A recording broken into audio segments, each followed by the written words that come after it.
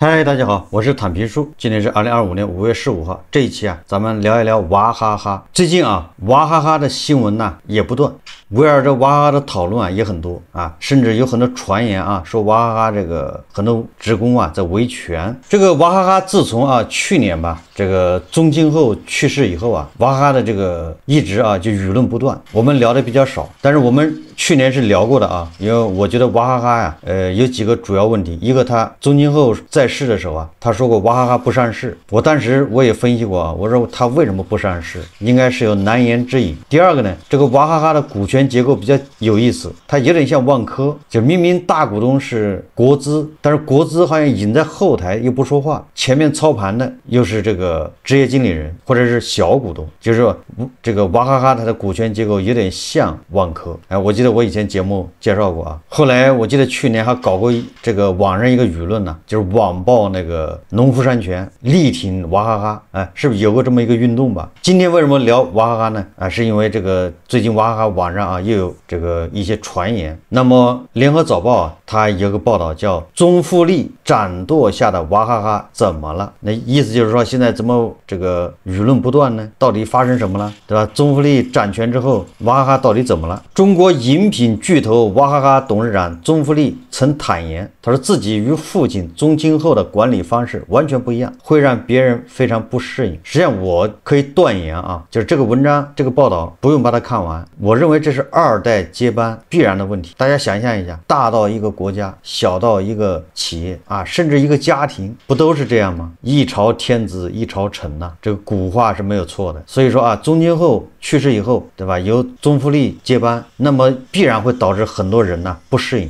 也就是说，这个不是以人的意志为转移我们说点题外话，曹县对吧，司令官一上来，为什么大肆清洗炮决犬决对吧？在哪儿把他同父异母的兄弟都给办了。所以说这个应该是一个就它有内在的联系，它是个必然规律，就是我们要看到的必然性，所以就不会一惊一乍大惊小怪。所以你就不能把这个责任说放到这个宗馥莉的头上这个责任也是员工的头上，这都不是，就这种冲突是必然的。我们看这个联合早报他是怎么说的他说娃哈哈董事长总经理宗馥莉走马上任不到1年，公司却风波不断，工厂停摆、岗位调整、员工维权等事件频频上演，让中国把这家老牌饮料企业面临前所未有的内外压力。华商报旗下新媒体大风新闻5月8日发布一篇题为娃哈哈陕西公司乳品车间突停产，员工被迫停工待安置，多部门介入协调处理的报道，披露了娃哈哈陕西公司员工的血泪辛酸经历。报道称，娃哈哈陕西公司乳品车间今年2月16日开始停产，车间50余名一线员工被迫停工，且公司一直没有就工人待遇、岗位安排给出正面回应。车间的员工透露，在停工停产期间，公司没有按时足额发放工资，仅按当地最低工资标准80%支付，每人每月只有1000元，难以维持基本生活。这种情况维持了3个月，与公司商讨无果的员工们无所适从，决定将此事反映至当地劳动部门。经政府相关单位协调，娃哈哈陕西公司最终给出工作安排，称因股东争议，生产线暂时停产，建议员工前往外地分公司帮扶工作，以保障收入，并为无法外出的员工提供相应的措施。但让员工感到疑惑不安的是，他们收到工作安排文件，看上去就像个半成品，既没有娃哈哈公司名称，也没有落款和公章。北京的律师指出说这份文件没有落款、盖章或签字，无法证明是由用人单位正式出具的。这样的文件后续可能无法适用，也无法真正解决公司和员工之间的问题。联合早报说他说其实陕西工厂的情况并非个例，早在今年2月底，娃哈哈已有10多家工厂陆续陷入停工风波。上周就有约100来名娃哈哈旗下公司的各部门员工分批前往宗馥莉实控的宏盛饮料集团就薪水讨要说法。这些员工控诉，与去年同期相比，他们的月薪至少下降了2到3成，且公司至今也没给个明确说法。还有员工提到，公司原本承诺会拿出解决方案，结果后来突然变了口风，逼得大家只能硬着头皮到总部讨说法。除了工资缩水，今年2月市场还传出100多名娃哈哈老员工年终奖被砍半的消息。有员工称，公司要求部分人将劳动合同转签到代工厂鸿盛饮料，拒绝转签的员工则面临年终奖或分红被扣的情况。为此，一些员工当时聚集到鸿盛饮料总部大楼门口讨薪。类似的矛盾和不满，过去1年间逐渐发酵。据中国媒体报道，去年下半年，娃哈哈员工成立了娃哈哈集团职工维权联络委员会，并因公司要求员工重新签署劳动合同，以低价回购员工持股会股权而提起诉讼。知情人士称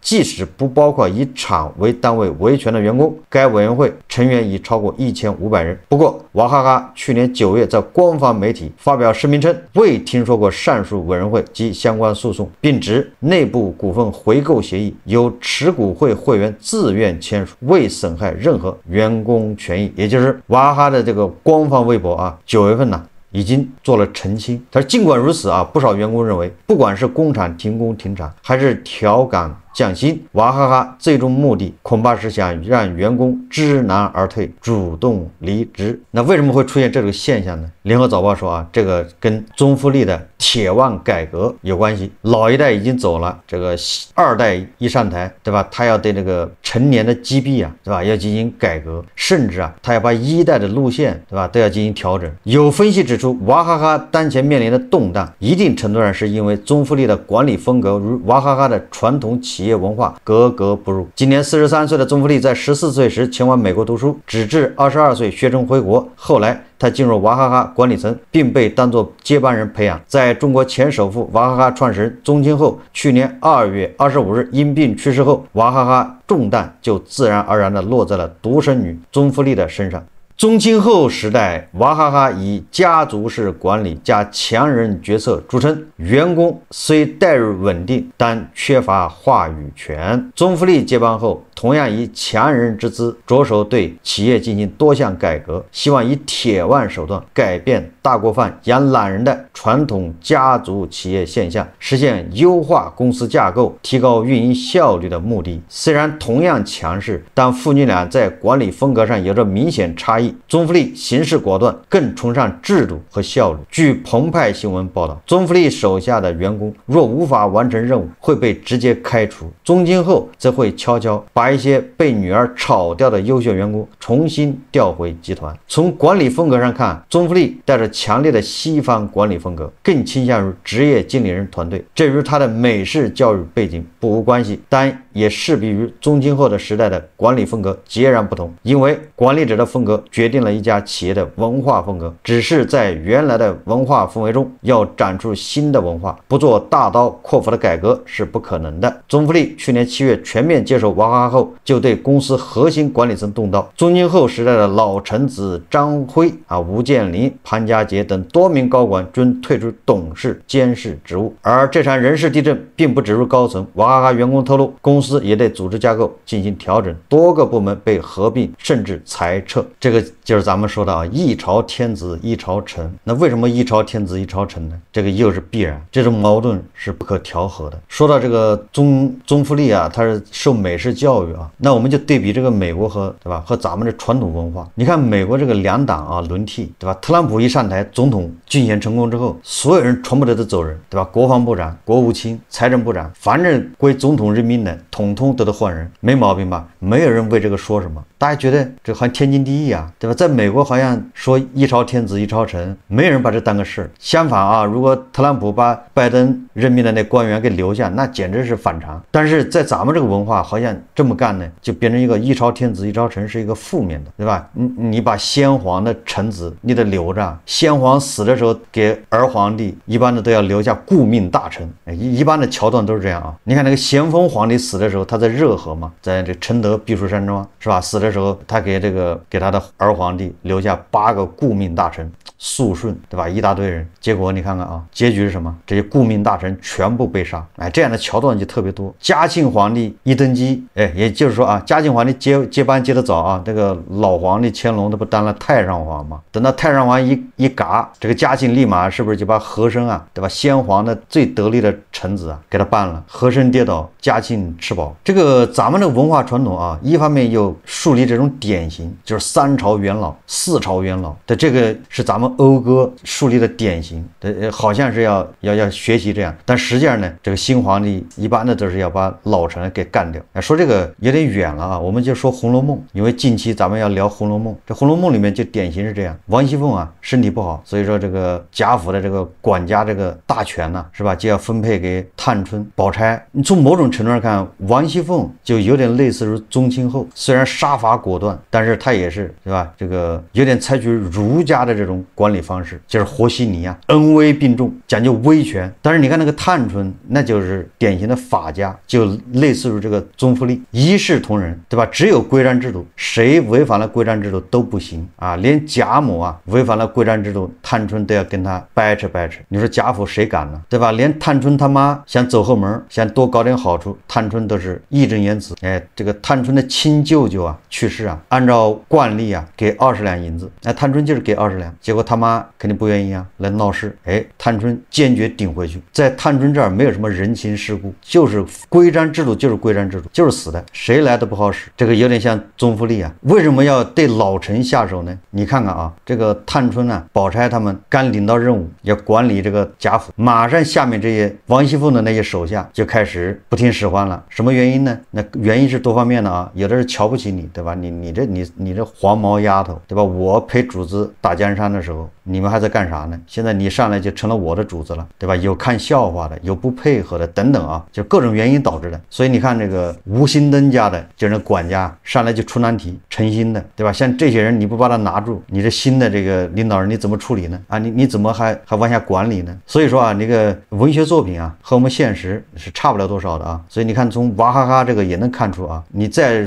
带入历史，对吧？那个各个朝代这故事不都差不多吗？在我们这个文化啊这个背景下，它出现这种事情那是必然。所以你看啊，在西方很多事情就是很自然而然的习以为常，但是到我们这儿就不行。这个美国的上一任安全顾问沙利文，对吧？美国的上一任这个国防部长鲍威尔，他们走的时候都静悄悄的，是吧？把这个办公用品一收拾走人，有在那叫屈的吗？对吧？上一任财政部长那个女的，对，还上一任国务卿布莱尔，应该是叫布莱尔吧，对吧？很时髦的一个人，走了就走了，他还回了维权吗？回来说，哎，我这干了5年，干了4年，没功劳也苦劳啊，你这得给我赔钱。那这就是文化不同啊。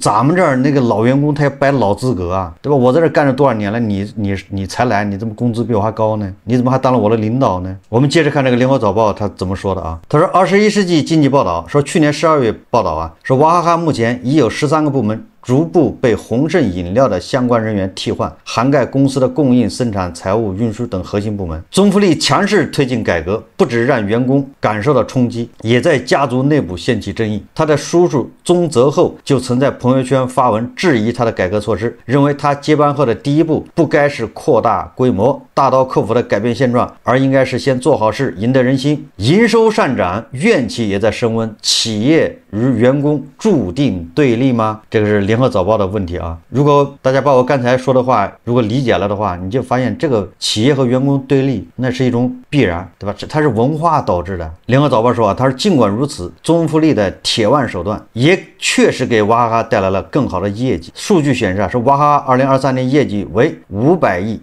就是营收啊，在全国工商联发布的2023年中国民营企业500强榜单上，娃哈哈2022年销售业绩512亿元，较2021年下滑7亿。而在宗馥莉的带领下，娃哈哈去年实现业绩大幅增长，营收回升至700亿元。他说，不过啊，从员工的维权行动和不断传出的怨声来看，娃哈哈内部改革的阵痛似乎还将持续一段时间，甚至可能愈演愈烈。要平衡员工和公司的利益，议并不简单，关键看双方能否好好沟通。娃哈哈陕西公司乳品车间的员工认为，如果公司确实需要进行结构调整，裁撤乳品车间，也应妥善安置受影响的员工，保障原有薪资待遇，或者按照规定依法解除劳动合同，并提供相应赔偿。不过，公司并未给出一个令员工满意的解决方案，进而导致如今双方矛盾愈发尖锐的局面。中福利曾在一档访谈节目中谈及自己的管理方式，以职业经理人管公司，让团队自己想办法发现和解决问题，而非等待老板给出方案。他承认，这与父亲的管理风格完全不一样，也会让许多人非常不适应。但他认为这是一家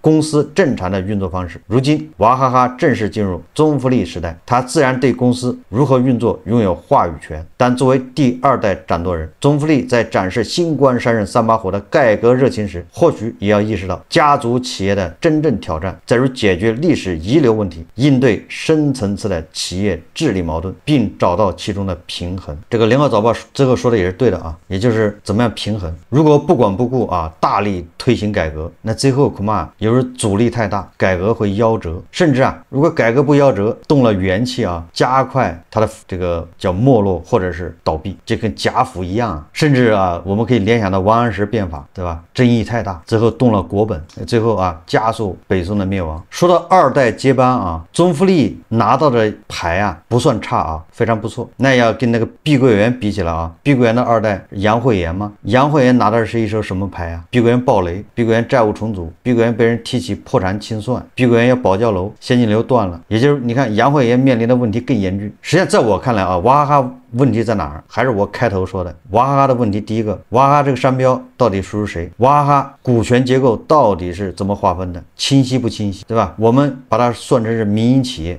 说宗庆后是掌舵人，然后现在是到中福利，那它的股权结构到底支持不支持这个说法，对吧？那个鸿盛饮料到底是什么个股权关系？跟娃哈哈之间，也就是说啊，你顶层结构、顶层治理、顶层设计是不是无懈可击？有没有问题？如果你的顶层设计没有问题，那下面中福利怎么处理？那是他的事情。这是一家纯的家族企业，人家按照劳动法处理，没有任何毛病。但问题是那么简单吗？对吧？你看看娃哈哈的股权结构，既由员工持股会，又由国资委，又由宗庆后，对吧？或者宗氏家族的。完了之后，它外面这个娃哈哈品牌是在娃哈哈里面，那娃哈哈的代工呢、生产呢，甚至它的销售渠道又是控制在另外一个体系里面，对吧？这个我没有仔细去研究过啊，也就是这里面是不是错综复杂？在我看来，如果这些关系你不把它捋清楚，你这往下推进这些改革，那阻力肯定是非常大的。反过来我们说，同样的啊，这个农夫山泉它就没有这些问题，它就是个标准的家族企业，全是他的，他说了算，对，他也不存在说搞好几个公司啊，这个控制这个，那个控制那个，他这些公司啊公司是有，但是最后穿透下来都是他，也都是他的企业。但是你说娃哈哈穿透下去，它的控制权在谁手上？然后鸿盛饮料穿透下去，它的控制权又在宗氏家族手上，对吧？就在中福利手上。那就是说，我们举个不恰当的例子啊，那个鸿盛饮料那是宗氏的亲儿子嫡长子，那个娃哈哈是他的干儿子。我再举个例子啊，很多老板呢，他一个集团公司下面有一个上市公司，上市公司是公众公司啊，他恐怕有30%的股份，集团公司呢，它有90%的股份，这俩公司都被他掌握控制，所以大家就会看到啊，这个胡适里面这个大股东占用上市公司的钱，为什么叫占用呢？因为大股东这个集团公司它是100%持股，都是大股东自己的啊，这个上市公司它只有30%股份，70%是公众的，所以它100%的这公司占这个30%公司的这个资金，掏空上市公司，这个在胡适那简直是数不胜数，都这么干。所以在我看来啊，这个娃哈哈要干的第一件事情是把股权理清楚，不能像万科那样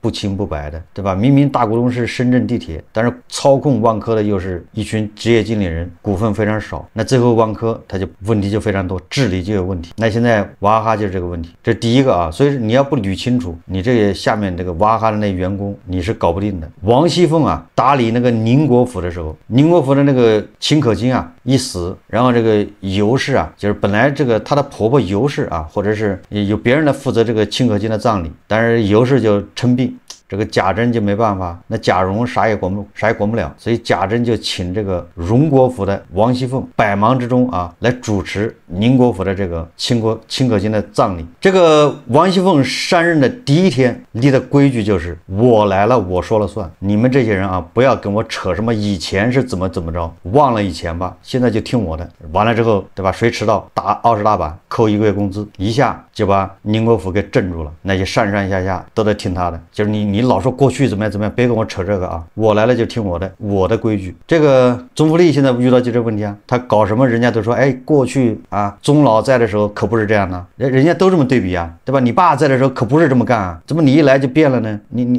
对吧？过去可不是这样啊，对我们怎么？那你说宗馥莉还怎么干啊？宗馥莉没法处理，对吧？宗馥莉就应该告诉这些人啊，说你们忘了过去吧，就像王熙凤一样，对吧？我来了就是我的规矩，把过去忘掉。但是我刚才也说了啊，就因为股权关系不清晰，娃哈哈的员工他就可以不听你宗馥莉的，他认为你，对吧？你不能代表娃哈哈，我凭什么听你的？王熙凤是主子啊，对吧？那些人是奴才，那没办法，这主子说了算。娃哈哈的老员工可不觉得宗馥莉是主子啊，对吧？他们认为我有股权呐，员工吃股会嘛。完了，这个还是国家的，这国资委有这是国家的企业啊，你怎么能在这儿，对吧？损害我们利益呢？所以我说来说去啊，就是这些股权结构没有捋清楚，那么宗馥莉面临的问题会越来越难，阻力会越来越大。再这么下去啊，保不齐后面就会有人说他掏空国有资产啊，后面啊，这是我个人判断啊，就是我推测分析，后面就会有人说他造成国有资产流失，所以不如早点啊处理。好，这期节目啊，我们就聊到这里，感谢大家收看。如果喜欢我的节目，欢迎订阅转发，也可以在下方留言评论，谢谢大家。